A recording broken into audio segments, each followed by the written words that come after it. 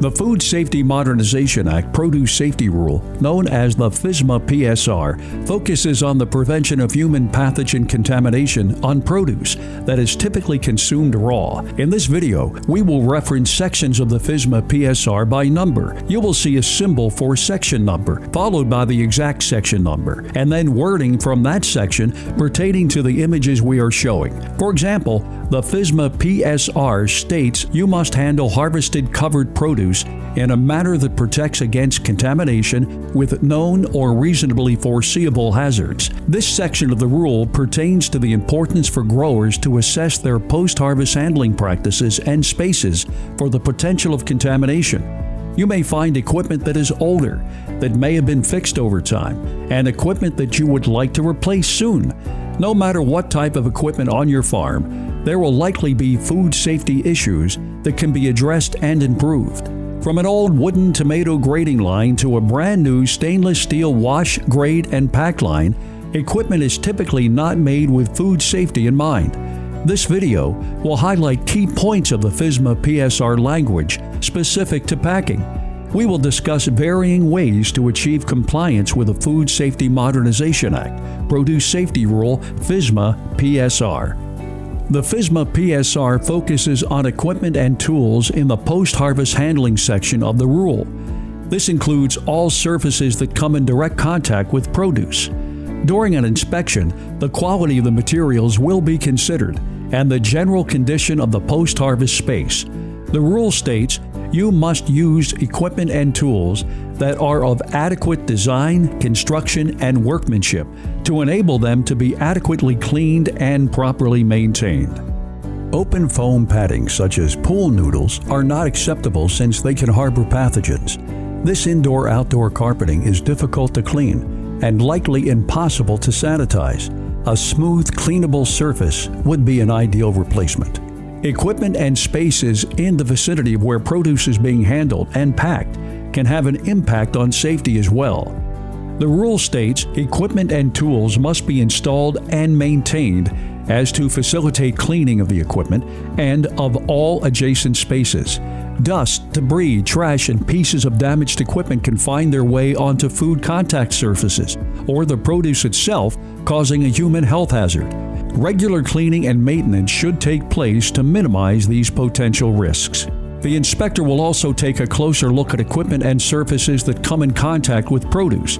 Bins, boxes, belts, joints, exposed hardware, brushes, rollers, temporary or permanent fixes, and any other piece of equipment will be assessed to determine if they are of adequate design. During this inspection, the farmer should be prepared to explain what the inspector is looking at. There are many different styles of post-harvest equipment in use today, and it is better to provide information than let the inspector make an assumption about what they are looking at.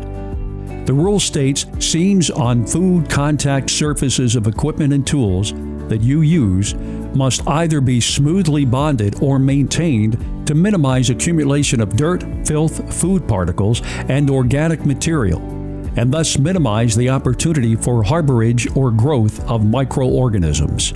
Packing house equipment is identified by their proximity to produce by zones. Zone 1 is any surface that directly touches produce, such as belts, brushes, rollers, the sorting table base and sides, and workers' hands and produce packaging. Zone 1 surfaces should be cleaned and sanitized more frequently than other surfaces. The rule requires all food contact surfaces of equipment and tools used in covered activities be inspected, maintained, and cleaned, and when necessary and appropriate, sanitized to protect against contamination of covered produce. The rule does not dictate how frequently the surfaces must be cleaned and sanitized, but the frequency should reflect how often the equipment is used, the condition of the produce coming in contact with the equipment, and the surrounding area's impacts on the equipment. Farmers should be prepared to discuss their decision-making strategies about the frequency of cleaning and sanitizing during an inspection. The FSMA PSR draft guidance discusses the use of foam on produce washing lines. It states that foam pads should be replaced as frequently as reasonably necessary to prevent contamination, or using an alternative product that allows for cleaning and sanitation and dries quickly. Zone 2 is any area adjacent to Zone 1, and produce in most cases does not come in contact with these surfaces. Zone 2 is important to consider because its cleanliness can impact the safety of Zone 1 surfaces. Zone 2 surfaces could include internal areas on the packing line, brush and roller housing, and wash water nozzles. The rule requires that growers also maintain and clean non-food contact surfaces, tools, and equipment when necessary to prevent contamination of produce. Zone 3 includes areas inside the packing house, such as floors, trash cans, and storage areas. Pathogens can multiply in standing water and be tracked throughout the packing house, finding their way onto Zones 1 and 2. Zone 4 is the area outside the packing house where you have to think about the flow of produce, people, and equipment in order to reduce risk. Standing back to watch the post-harvest handling process during your busiest time is a great way to identify where there are potential cross-contamination risks and develop a reasonable plan to manage them. Food contact surfaces should not be used to store non-produce items. These coveralls are soiled and could serve as a contamination source for washed produce that later comes in contact with the sorting table. Employees should recognize the potential for cross-contamination of Zone 1 surfaces from personal and other items.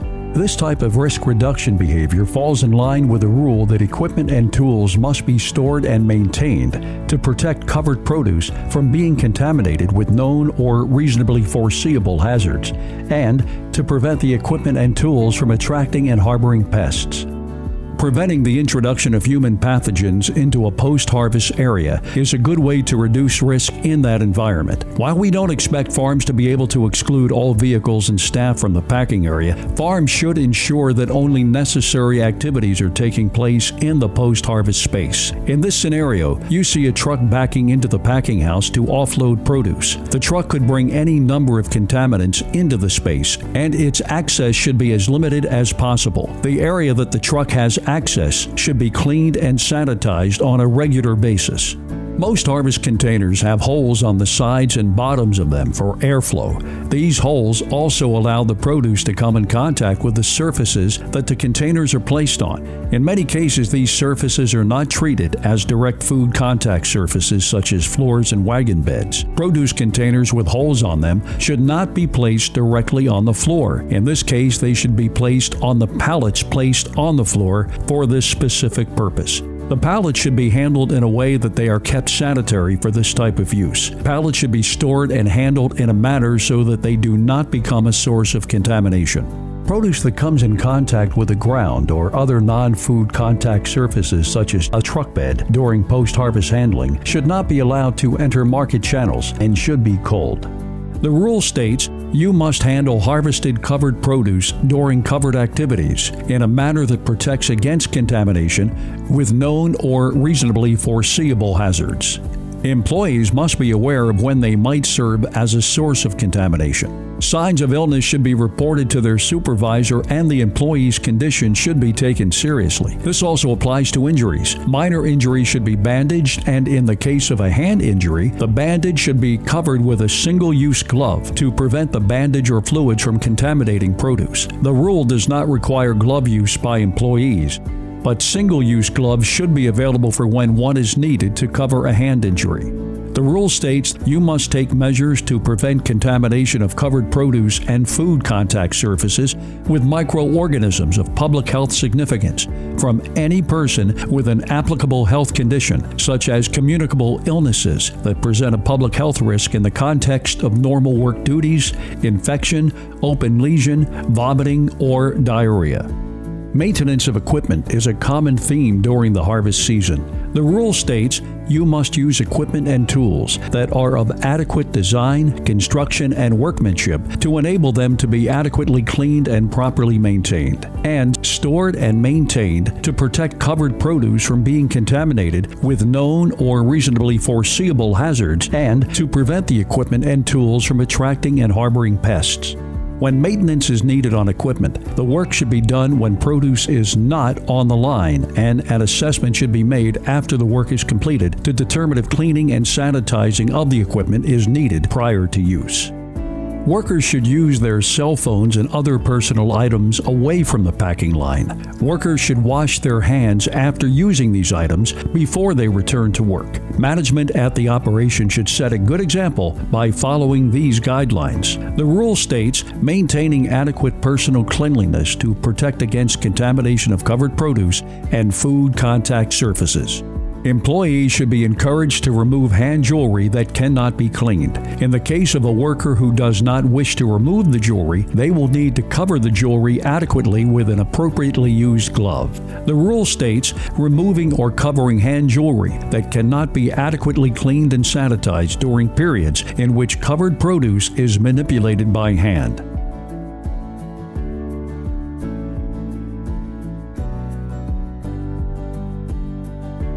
Not eating, chewing gum, or using tobacco products in an area used for covered activity. However, drinking beverages is permitted in designated areas. And washing hands thoroughly, including scrubbing with soap and running water that satisfies the requirements of 112.44a for water used to wash hands, and drying hands thoroughly using single-service towels, sanitary towel service, electric hand dryers, or other adequate hand drying devices. Water must have no detectable generic E. coli.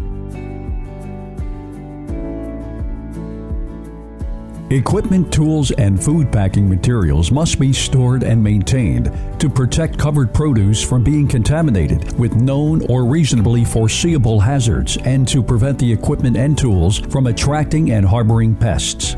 Farms growing and handling produce that is covered by the rule and produce that is not covered by the rule. In this example, summer squash is the covered produce, while eggplant is not covered. We'll need to consider how each is grown, harvested, packed, and held. If the field inputs are the same, irrigation water from the same source, harvest containers, and tools are treated the same, then the covered and non-covered produce items can be considered the same for packing. If there are differences in the growing, harvesting, packing, and holding of these items that do not meet the requirements of the FSMA PSR, then any surfaces that the non-covered produce items touch will need to be cleaned and sanitized before covered produce items can touch them. The rule states if you grow, harvest, pack, or hold excluded produce as defined in Section 112.2, and the excluded produce is not grown, harvested, packed, or held in accordance with the PSR requirements, you must take measures during covered activities on covered produce to keep covered produce separate from the excluded produce.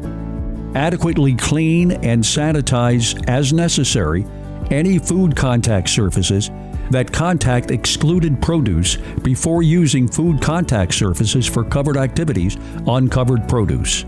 Wastewater from hand washing should not be allowed to enter into production areas and into pathways of people and equipment. The rule states you must provide for appropriate disposal of waste associated with a hand washing facility and take appropriate measures to prevent wastewater from hand washing facility from contaminating covered produce, food contact surfaces, areas used for covered activity, agricultural water sources, and agricultural water distribution systems with known or reasonably foreseeable hazards.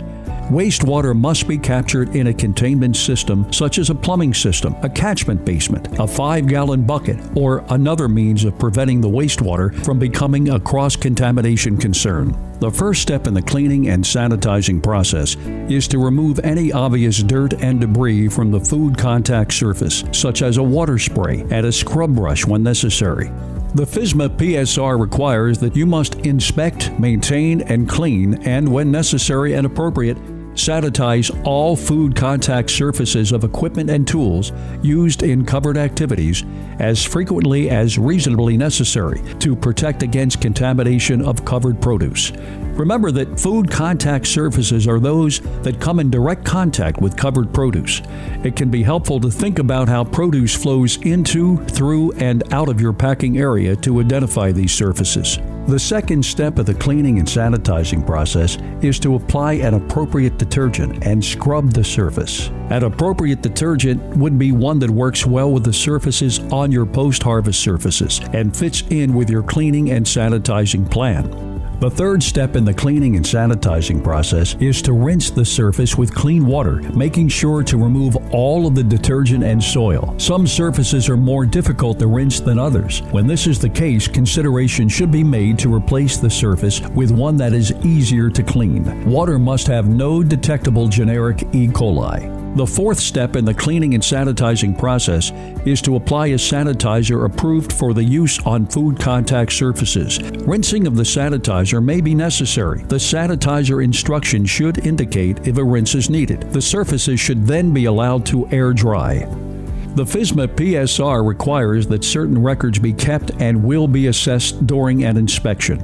The Produce Safety Alliance has PDF and Word versions of record templates that farmers can use and are what we've shown here today. Each record should include the farm name and address and indicate the specifics of the activity that is being recorded. Records must be kept for a minimum of 2 years for FSMA PSR compliance.